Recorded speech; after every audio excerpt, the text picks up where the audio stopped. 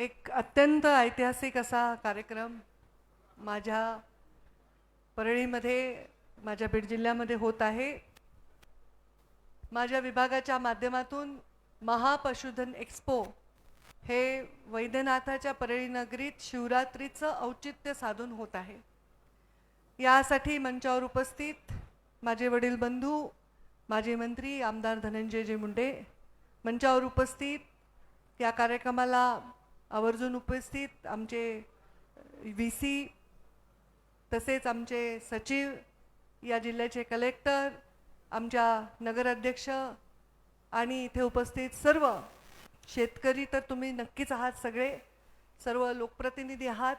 आणि जिल्ह्यामधून आता बाळराजे पवार आलेत, अक्षय मुंदडा आहे, योगेश क्षीरसागर आहेत, निर्मळ माधवराव निर्मळ आहेत, बरेच लोक जिल्ह्याभरातूनही आज आलेले आहेत। या सर्वांचं मी या महापशुधन एक्स्पोमध्ये स्वागत करते। सर्वप्रथम मी आज प्रत्येक कार्यक्रमाला मुंडे साहेबांची उणीव आम्हाला भासते। मुंडे साहेबांना आम्ही नेहमी श्रद्धांजली वाहतो, त्यांची ही कर्मभूमी जन्मभूमी आहे। पण आज अशी वेळ आली की आम्हाला आमचे पालकमंत्री म्हणून ज्यांनी बीड जिल्ह्यामध्ये काम करत, उपमुख्यमंत्री म्हणून एक रेकॉर्ड रचला, त्या सन्माननीय अजितदादा यांना सुद्धा श्रद्धांजली व्हायची आज वेळ आली। आज अजितदादा असते तर हे एक्स्पो त्यांना खूप आवडला असता, त्यांनी खूप सूचना दिल्या असत्या, खूप कौतुक केलं असतं। साहेब असते तर मला हे काही करावंच लागलं नसतं, हे साहेबांनीच केलं असतं। पण ठीक आहे, आपल्या आयुष्यामध्ये दुःखाच्या उरावर पाय देऊन आपल्याला पुढे जावं लागतं। तर प्रत्येक परिवारामध्ये असं दुःख येतं आणि त्याच्यामध्ये उभं राहण्याचा ईश्वर त्यांना बळ देतो। लोकांमध्ये केलेली पुण्याई, काम, प्रेम हे कामी येतं। मला ग्रामीण विकास खातं आधी मिळालं होतं, तेव्हा बीड जिल्ह्यामध्ये पूर्ण गावाला 25-15 नावाचा फंड कधी माहीत नव्हता, तो गावागावामध्ये झाला। गावागावामध्ये पाण्याच्या योजना, ग्रामपंचायतचे कार्यालय, पंचायत समिती एकही नव्हती बीड जिल्ह्यामध्ये, पंचायत समितीचे इमारत, जिल्हा परिषद, मुख्यमंत्री ग्राम सडक योजना, जलयुक्त शिवार, जेथे मी जेव्हा मंत्री झाले ते 2,500-3 हजार टँकर होते, ते टँकर मुक्त जिल्हा करण्याचा जे प्रवास होता, असे अनेक कामं करता आले। हा माझा जिल्हा दुष्काळी आहे, हा जिल्हा मागासलेला आहे असं म्हणून जेव्हा या जिल्ह्याचे नेतृत्व करते तेव्हा काम करण्यासाठी जास्त संधी असते। आणि त्यामुळे या लोकांसाठी काम करण्यासाठी, रोजगाराच्या संधी उपलब्ध करण्यासाठी अनेक कामं केले। मंत्री झाल्यानंतर पहिल्यांदा इथे पशुवैद्यकीय महाविद्यालय आपण मंजूर केलं। 550 कोटी रुपयाचं हे महाविद्यालय बीडमध्ये होत आहे। अजितदादांनी मला मागितलं होतं बारामतीसाठी, मी म्हटलं अजितदादा मी 2 मंजूर करते, दोन्हीला तुम्ही बजेट द्या। ते म्हटलं बरोबर आहे ताई, तुम्ही तर आम्ही मागितलं बीडचंही करून घेतलं। म्हटलं हो, आणि आम्ही 2 महाविद्यालयांना परवानगी दिली। आणि आता हा महापशुधन एक्स्पो आहे, मी इन्स्ट्रक्शन्स दिले होते की या महापशुधन एक्स्पोचं फोकस हे पशु असावे, पशुवर झालेले प्रयोग असावे, त्याचा शेतकऱ्यांना कसा फायदा होईल हे असावं, आणि ह्याच्यातून ग्रामीण भागातला तरुण उद्योजक कसा बनेल हे असावं। आत्ताच आमच्या सचिवांनी सांगितलं की आम्ही महाराष्ट्र ग्रामीण उद्योजक योजना बनवत आहोत। त्यांचा आग्रह आहे की त्याला पशुधन नाव द्यावं, कारण पशुधन खात्याची योजना आहे, तर जे काही त्याला नाव येईल ती योजना करत आहोत। आणि महाराष्ट्र राज्यामध्ये कृषीला, पशुसंवर्धनला कृषीचा दर्जा द्यावा हा आग्रह माझा होता, आणि ती कॅबिनेट नोट करून आणली। ते पण असंच झालं की दादांच्या टेबलवर कॅबिनेटची नोट होती, आणि दादा एक आमची मीटिंग चालू होती, आणि एका हसन मुश्रीफ साहेबांच्या मतदारसंघात आम्हाला पशुधन खात्याची जमीन द्यायची होती त्यांना। म्हटलं दादा ही जमीन मी देते, पण तुम्ही आधी आमच्या ह्याच्यावर सही करा। तर ते हसत होते की ताई बरोबर आपलं काम करून घेतात। म्हटलं माझं काम नाही दादा, सामान्य माणसाचं, शेतकऱ्यांचं काम आहे। त्यांना खूप आवडला प्रपोजल, कौतुक केलं त्यांनी, मुख्यमंत्र्यांना खूप आवडलं आणि कौतुक केलं केंद्र शासनाने आमचं। केंद्र शासनाच्या कॉन्फरन्समध्ये सांगितलं की महाराष्ट्र पहिलं राज्य आहे ज्यांनी पशुसंवर्धनाला कृषीचा दर्जा दिलेला। आता इथे सगळे पशुपालक आलेत, उद्या मी परत बोलीन, काही मुद्दे रिपीट होतील, पण इथे जे पशुपालक आलेत त्यांच्यासाठी खूप चांगली बातमी आहे। कर्जाचा व्याजाचा दर जसा कृषीला आहे तसा मिळणार आहे तुम्हाला। तुमच्या लाईट बिलावर सबसिडी मिळणार आहे तुम्हाला। प्रत्येक लाभ जो कृषी म्हणून शेतकऱ्याला मिळतो तो मिळणार आहे।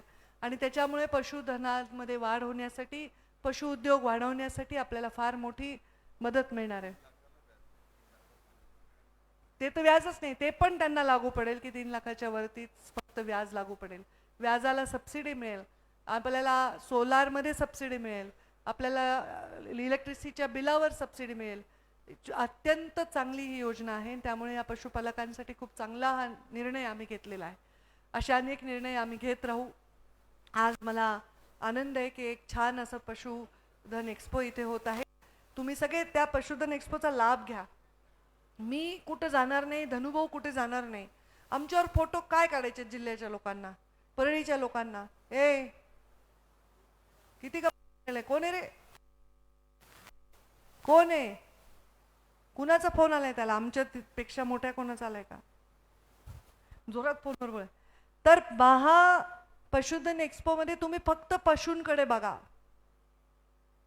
आमच्याकडे बघू नका. आम्ही परत आहेत तुमच्यासाठी.